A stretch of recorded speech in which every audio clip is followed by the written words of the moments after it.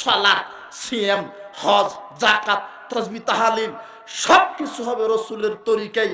শবে বরাত বিদাত, হালুয়া রুটি বেদাত, কুলখানি বেদাত, কেয়াম মেলা চেহলাম বেদাত, এগুলি বেদাত, এগুলির সাথে কোনো সম্পর্ক নেই। ফরজ সালাতের পরে সম্মিলিত মোনাজাত বিদাত, বিদাত, অতএব বিদাত। কেননা রাসূল সাল্লাল্লাহু আলাইহি ওয়াসাল্লাম করেননি। ফরজ সালাতের পরে কি করতে হয়? ফরজ সালাতের পরে বলতে হয় আল্লাহু আকবার, আস্তাগফিরুল্লাহ, আস্তাগফিরুল্লাহ, আস্তাগফিরুল্লাহ। ও তো বুখারী মুসলিমে আছেই।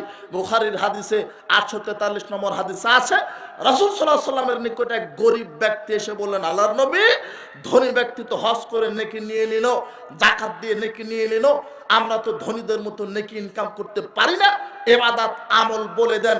রাসূল সাল্লাল্লাহু আলাইহি ওয়াসাল্লাম বলছেন, তুমি যদি ফরজ সালাতের পরে 33 বার সুবহানাল্লাহ বলতে পারো, 33 বার আলহামদুলিল্লাহ বলতে পারো, 34 বার আল্লাহু আকবার বলতে পারো, ধনী ব্যক্তি হজ যাকাত আদায় করে যত নেকি হবে, তুমি এই তাসবিহগুলি ফরজ সালাতের পরে যদি পাঠ করতে পারো, আল্লাহ তোমাকে কবুল হজের নেকি দিবেন।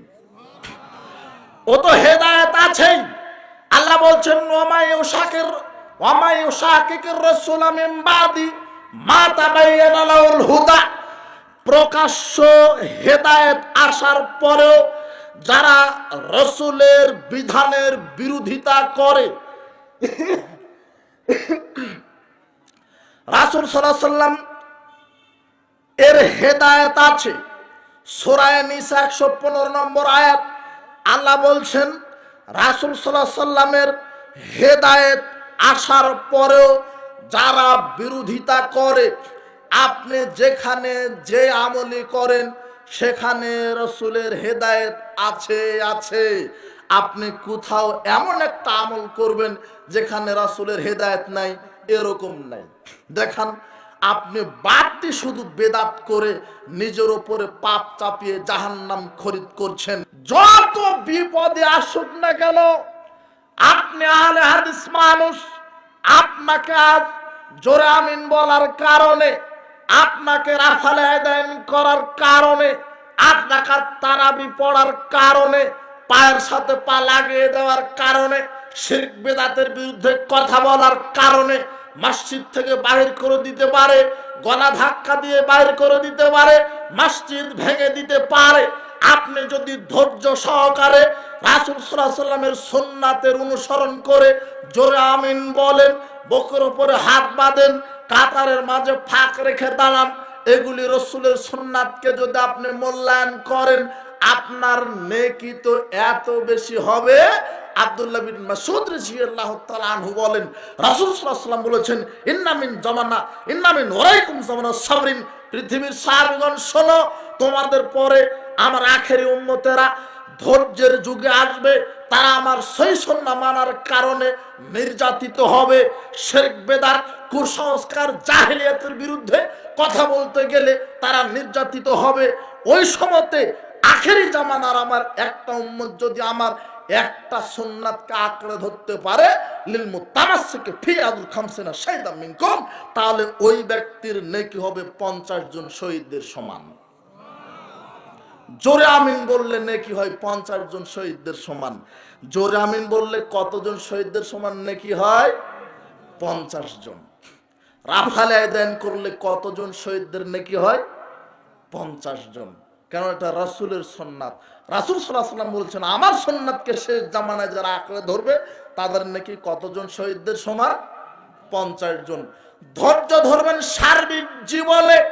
আল্লাহ বলছেন, পৃথিবীর মানুষ, তোমরা যদি ধৈর্য ধারণ করতে পারো, একটা সদমাতিল উলা, প্রথমে ধৈর্য ধারণ করো। রেগে গিয়ে মানুষকে গালি দিয়ে পিটিয়ে তারপরে বলো না, যাক যা পিটিয়েছি গালি দিয়েছি এখন ধৈর্য ধরলাম, এরকম নয়। বিপদ এসেছে, সাথে সাথে ধৈর্য ধরো। একজন মেরেছে, রাসূল সাল্লাল্লাহু আলাইহি ওয়াসাল্লামকে সাদ বিন আবি ওয়াক্কাস রাদিয়াল্লাহু তাআলা আনহু বলছে, আল্লাহর নবী, যদি আমার উপরে মানুষ অত্যাচার করে, আমাকে যদি মারে, আমার কি করণীয়? রাসূল সাল্লাল্লাহু আলাইহি ওয়াসাল্লাম বলছেন, তুমি আদমের 2 ছেলের মতো, 1 ছেলের মতো হও। 2 ছেলের সন্তানের মধ্যে 1 ছেলের মতো হও। কাবিল হাবিলকে যখন মারতে গেল, হাবিল বলল, শোনো ভাই, তুমি আমার গায়ে হাত দিলেও মারলেও আমি তোমাকে মারবো না। আপনার উপরে অত্যাচার করলে আপনি অত্যাচার করেন না, প্রথমে ধৈর্য ধারণ করেন। যদি প্রথমে ধৈর্য ধারণ করেন বিপদে, আল্লাহ বলছেন লাম আরদালাকা সাওয়াবান, আমি তো তোমাকে নেকি দিয়ে সন্তুষ্ট হব না, আমি তো তোমাকে নেকি দিয়ে সন্তুষ্ট হব না, দুনাল জান্নাহ, তুমি যে ধৈর্য ধারণ করেছো এই জন্য আমি তোমাকে যেটা দিয়ে সন্তুষ্ট হব সরাসরি জান্নাত, তোমাকে জান্নাত দিয়ে আমি সন্তুষ্ট হব। কাজী আপনি রাসূল সাল্লাল্লাহু আলাইহি ওয়াসাল্লামের সুন্নাতের উপরে টিকে থাকেন। রাসূল সাল্লাল্লাহু আলাইহি ওয়াসাল্লামের সিস্টেম তাসবিহ তাহলিল করা, আয়াতুল কুরসি পাঠ করা। কেউ যদি বলে সুবহানাল্লাহিল আযীম ওয়া বিহামদিহি, একবার পড়লে জান্নাতে একটা খেজুর গাছ, দুইবার পড়লে 2, 100 বার পড়লে 100টা খেজুর গাছ জান্নাতে। কালিমাতানে খাফিফাতানে আলাল লিসান সাকিলাতানে ফিল মিজান হাবিবাতানে ইলার রহমান, দুটি কালেমা জিহ্বাতে উচ্চারণ করা সহজ, দাড়িপাল্লায় ভারী, আল্লাহর নিকট অধিক প্রিয়। সুবহানাল্লাহি ওয়া বিহামদিহি, সুবহানাল্লাহিল আযীম, এটা ফরজ সালাতের পরে পড়েন, সুবহানাল্লাহ পড়েন, সুবহানাল্লাহি ওয়া বিহামদিহি, সুবহানাল্লাহিল আযীম, আল্লাহর কাছে সবচেয়ে বেশি প্রিয়। আপনি ফরজ সালাতের পরে তাসবিহ তাহলিল করবেন, জিকির আজগার করবেন, আয়াতুল কুরসি পাঠ করবেন, সূরা ইখলাস ফালাক নাস পাঠ করবেন, এগুলিতে নেকি আছে। এগুলি রাসূলের হেদায়েত, আর দড়ি পাকানো হলো হুজুরের বেদায়েত। কথা বুঝতে পেরেছেন?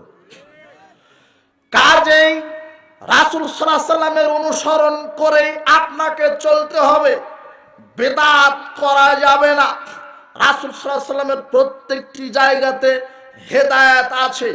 হাফেজ সাহেব বলছে সাদাকাল্লাহুল আযীম, কোরআন মাজিদ তেলাওয়াত করার পরে, অথচ আয়েশা রাদিয়াল্লাহু তাআলা আনহা বলছেন কিতাব আমালুল ইয়াউম ওয়াল লাইল, ইমাম নাসাইর একটা গ্রন্থ as-সুনানুল কুবরা, নাসাই সুনানুল কুবরা 803 308 নম্বর হাদিস। আয়েশা রাদিয়াল্লাহু তাআলা আনহা বলছেন রাসূল সাল্লাল্লাহু আলাইহি ওয়াসাল্লাম যখন কোরআন মাজিদ তেলাওয়াত শেষ করতেন তখন বলতেন সুবহানাকা আল্লাহুম্মা বিহামদিকা আশহাদু আল্লা ইলাহা ইল্লা আনতা আস্তাগফিরুকা ওয়া আতুবু ইলাইক। সাদাকাল্লাহুল আযীম কোরআনেও নাই, হাদিসেও নাই, ওটা রাসূলে, ওটা হুজুরের বেদাত, আর রাসূলের সুন্নাত হচ্ছে এই দোয়া। কথা বুঝতে পেরেছেন? আমল যত ভালো হোক, রাসূলের নির্দেশনা যদি না থাকে আমল বাতিল হবে। আয়েশা রাদিয়াল্লাহু তাআলা আনহা বলছেন রাসূল সাল্লাল্লাহু আলাইহি ওয়াসাল্লাম বলেছেন মান আমিলা আমালান, যে ব্যক্তি কোনো আমল করলো লাইসা আলাইহি আমরুনা, সে আমল আমি মুহাম্মদ সাল্লাল্লাহু আলাইহি ওয়াসাল্লাম করতে বলিনি, ফাওয়ারাত, তাহলে সেটা বাতিল হবে। আমল যতই ভালো হোক, যদি রাসূলের তরিকায় না হয় তাহলে আমল বাতিল হবে। আপনাকে বলছিলাম আপনি সার্বিক জীবনে রাসূলের সুন্নাহ অনুযায়ী আমল করুন। আপনার পিতা মারা গেছে, আপনি 40 খাওয়িয়ে দিলেন, হিন্দুরা করে শ্রাদ্ধ আর আপনি করেন 40। ওদেরটা ধার নিয়ে আপনি করছেন। কাদেরটা ধার নিয়েছেন? হিন্দুর। আচ্ছা, বাপ মা মারা গেলে কি করবেন? এখানেও রাসূলের হেদায়েত নাই, হুজুরের জানা নাই। কেননা হুজুর যদি এটা জানে তাহলে হুজুরের পকেট ভরবে না। যে আমলই করতে যান বিদআত করা লাগবে না, ওই আমলে রাসূলের হেদায়েত আছে। আপনার হিন্দুরটা ধার করা লাগবে না তো। ইদা মাতাল ইনসানিন কাতান আমালুহু, রাসূল সাল্লাল্লাহু আলাইহি ওয়াসাল্লাম বলেন পিতা মাতা মারা গেলে পিতা মাতার সব আমল বন্ধ হয়, তবে ইল্লা মিন সালাসা, তবে 3টা আমলের নেকি পেতে থাকে। ইল্লা মিন সাদগাতিন জারিয়া, পিতা মারা গেছে, পিতার নিয়তে মসজিদে ওযুখানা বানিয়ে দাও, তারপরে কি ফ্যান ঝুলিয়ে দাও, ফ্যান ঘুরবে যতদিন, পিতার আমলনামাতে নেকি ঘুরবে ততদিন। এটা রাসূল সাল্লাল্লাহু আলাইহি ওয়াসাল্লামের হেদায়েত। আর মারা যাওয়ার পরে 40 খাওয়ায় দিলেন, এটা হুজুরের তৈরি করা বেদায়াত। কথা বুঝতে পেরেছেন? পিতার নামে সাদগায়ে জারিয়া করবেন, কোরআন মাজিদ দিবেন হেফজখানায়, অজুখানা তৈরি করবেন, অজু করে নেকি হবে যত মানুষের, আপনার পিতার একাই হবে তত নেকি। এটা রাসূলের হেদায়েত। আপনি বলছেন পিতা মারা গেছে, 5000 লোককে খাইয়েছি, বলে না? লৌকিকতা। 5,000 যে খাওয়ালেন, মানুষকে খাওয়ালেন না ছাগলকে খাওয়ালেন? আশ্চর্য, আপনি ছাগল বললেন। রাসূল সাল্লাল্লাহু আলাইহি ওয়াসাল্লাম বলছেন, লায়াকুল তামাকা ইল্লা তাকিউ, তুমি যাকে দাওয়াত দিয়ে খাওয়াবে সে যেন পরহেজগার হয়। কে হয়? মানে যাকে দাওয়াত দিবেন সে কি হতে হবে? 5,000 লোককে যে আপনার পিতার নিয়তে, পিতার কি ফয়তা খাওয়ালেন নাকি? 5,000 লোক প্রত্যেকে কি সালাত আদায় করে? হ্যাঁ, যারা সালাত আদায় করেন ওরা পাক্কা পরহেজগার, তাই না? না, পাক্কা পরহেজগার। বলে দেখেন যে চলেন সালাতেও বলবে তোমরাই পড়ো। কত মুসল্লি দেখলাম সালাত আদায় করে, আবার গাছের পাতাও পারে। সালাত আদায় করে, তোমরাই সালাত আদায় করো, আমরা সালাত আদায় না করতে পারি, আমার কি ঠিক আছে? ইমান ঠিক আছে। পরহেজগার, পাক্কা পরহেজগার। ও শুকর বানর কুকুর সিগালে যাইতে খারাপ। ওই যে আলমগীর হোসেন ভাই, তিনি বলে গেলেন না যে বিড়ি সিগারেট কুকুর সিগালে খায় না। কে খায়? আপনার সেদিন কুষ্টিয়ায় গেছিলাম, তামাক চাষ করছে তারা। আমি বললাম বেড়া দেওয়া হয়নি কেন? আমার সবর সাথীকে বেড়া দেয়নি কেন? ও বলছে যে বেড়া দেওয়া লাগে না তো। ওই ওই কি কি আপনি পটল বেগুন চাষ করেন, বেড়া দেন না কেন? বেড়া দেন ছাগল যেন না খেতে পারে, বেড়া দেন। কিন্তু এত দামি আলা পাতা, একটা আলা পাতা 5 টাকা করে বিক্রি করে, 10 টাকা করে বিক্রি করে, ও তো বেড়া দেয়নি। বলা হলো কেন? বলছে এটা সুর বানরে খায় না। আমি চিন্তা করি সভ্য না, যেটা সুর বানরে খায় না সেটা মসজিদের ইমাম সাহেব খায়।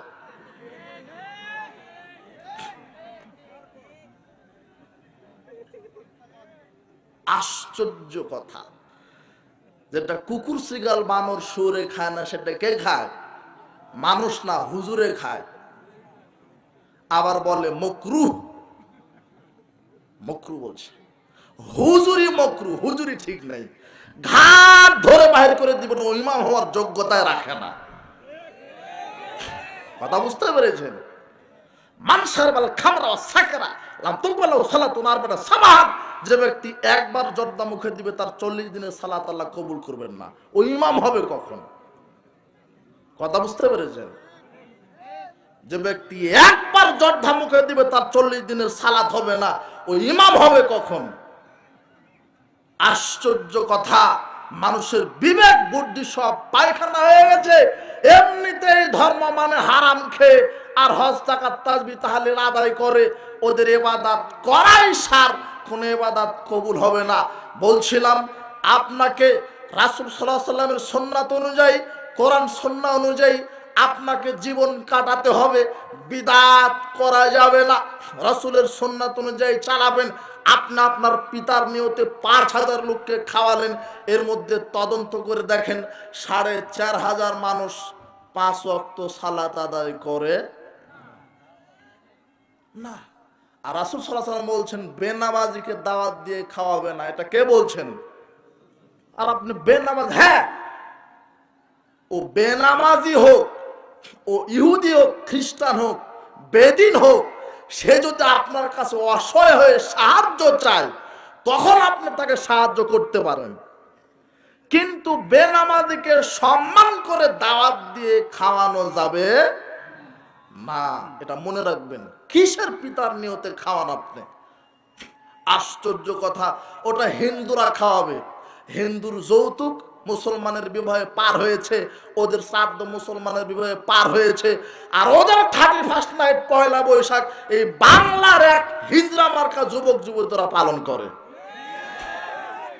সবচেয়ে বেহা নির্লজ্জ বেশ্যা দিবস এই বাংলার জমিনের মুসলমান পালন করে। ওরা ইহুদি খ্রিস্টানের অনুসরণ করে, ওর বাপ মুসলমান, মা মুসলমান, ও কি করে ইহুদি খ্রিস্টানের নীতিতে অনুসরণ করে 31st দিবস পালন করে। ও বেহায়া। আবার বলছে আমার বেটি ইউনিভার্সিটিতে পড়ে, শিক্ষা সফরে গেছে লন্ডনে। আরে শিক্ষা সফর নয়, ওটা জেনার সফরে গেছে। বাড়ি থেকে বের হয় বোরখা পরে, আর ওই যখন গাড়িতে উঠে তখন বোরখা খুলে ওই শিক্ষা সফরের ড্রেসই এখন ফিরেছে। এখন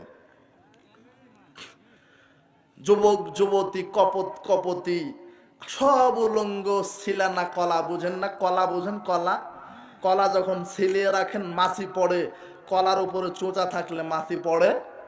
যত উলঙ্গ মহিলা, এই প্রতিটা মহিলা যত উলঙ্গ, গায়ে পোশাক নয়, আটো পোশাক, ঠোঁটে লিপস্টিক দেয়, এই কপালে ফুটা দেয়, চুলগুলি ফেটকিয়ে বুকগুলি বক্ষস্থ প্রশস্ত করে যারা রাস্তাঘাটে চলে, এরা ছিলানা কলা।